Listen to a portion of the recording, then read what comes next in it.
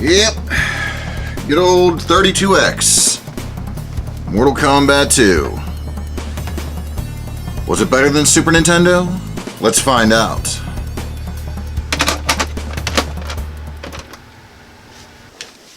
Alright. Mortal Kombat 2 on a 32X. The 32-bit powerhouse for your Genesis. Will it solve the bonky-donk problems of the world? Let's find out. Hit me with the bonky donk right away. Wow.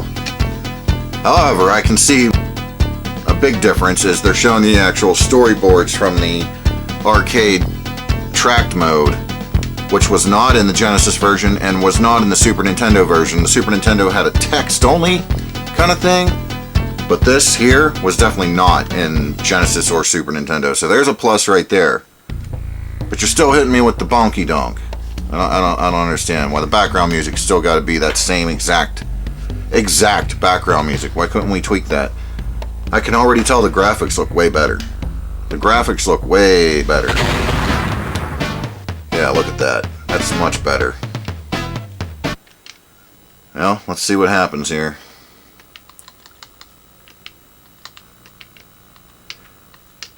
Still got to switch it to 6 button. I don't understand that. Now see, this looks much better. This select screen looks way better graphically. It's not all yellow and tinge, the yellow tinge, whatever. See, it sounds better too altogether. Aha, see? Way better. The only problem so far is that background music. Round 1. See, this looks way better. Let's see what happens here. Oh, see? Perfect. No problem doing the arcade combo, the kick Superman combo right there. Perfect every time. As you saw in the regular Genesis version, you could barely pull that off. If ever, for that matter. And note, no. He's not doing. He's actually making the sounds he should be making. Which is nice.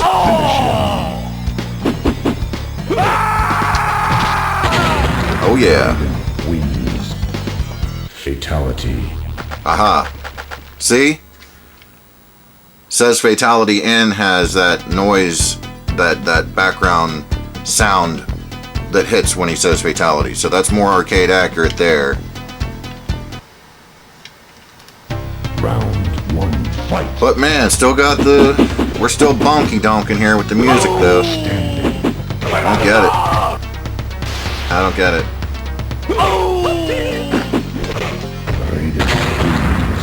At least everything it looks way better.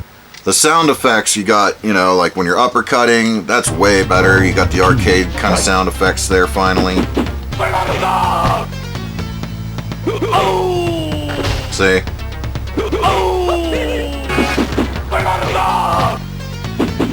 The sounds are way better. The colors, the gameplay, all of it is leaps and bounds better than the Sega Genesis version. However, you still got the Sega Genesis music, so we're still bonky donking around, you know. But hey, beggars can't be choosers, I suppose. But they're sitting here telling me that this is a 32-bit system, the 32X. You know, it's so powerful for your Genesis.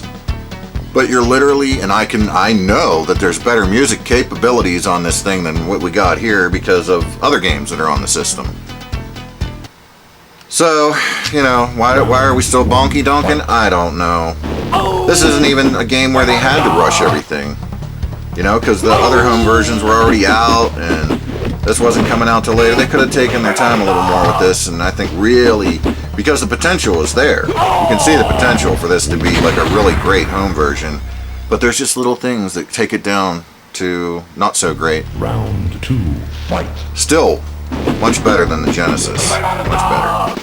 Oh, that one didn't work because I screwed it up. See there. See?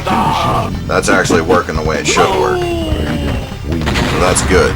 Flawless victory. That's good. Thank God for that. Let's see what happens. Oh, you know what we gotta do? We gotta see what happens with Kitana. So we'll use her next. And we'll try the fan throw and see if the blood still does that goofy, you know, oh my god, I'm hitting the ground before I actually hit the ground animation.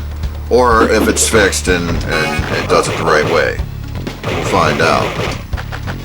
Finish him. Wins.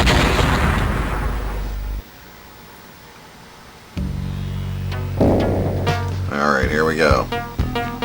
Kitana. Let's see if they fix that blood animation coming off the fan. Round 1, fight. Hope so. Really stupid. Yeah. It looks like it, yeah.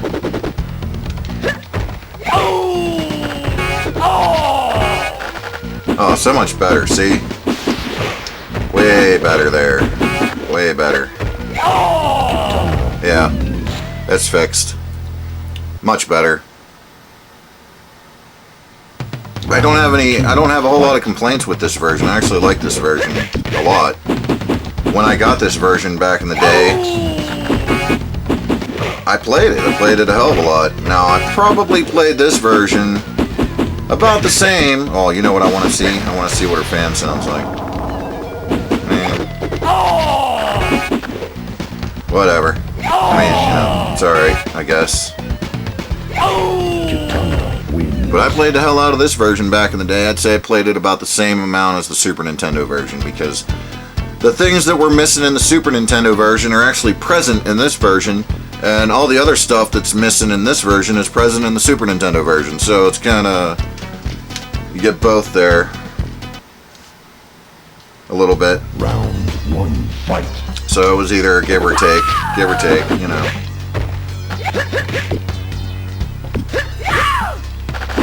Well, that's Mortal Kombat 2 on 32X. I'm done. Done.